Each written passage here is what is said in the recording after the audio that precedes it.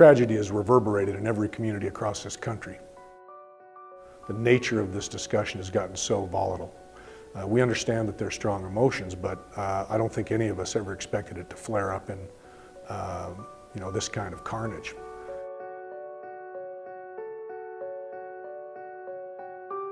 We're all suffering, and to ensure that we can move through this successfully, we need to recognize that respect is a two-way street. Law enforcement can only be successful with the support of the community we serve. When we lose the social contract to be decent to each other, it's impossible for any of us to live in a safe and secure community. We're living in a time where we're polarized, where people are not really communicating.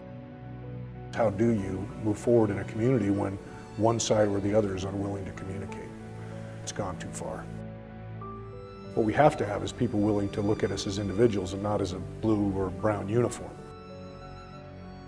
Well, I'll never forget the day Doug was killed. A member of the Unified Police Department, Doug Barney, was killed in a shootout at about 10 o'clock. You've never really heard a cry until you've heard the cry of a son who's lost his father. And that's something that will stay with you forever. That's the worst thing you ever do. The human beings that are told that their loved one's gone, it's not the cop was killed, it's dad or mom. I believe that we're in a different place here. The other day I went into the gas station where I go every morning, and the clerk slid over some dollar bills with a note attached to it that said, "This is to thank him for all that they do."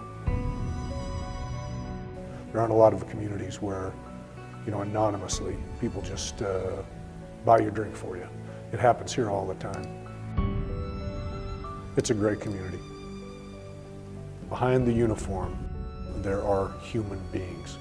And if we learn to treat each other that way, we will have a better community.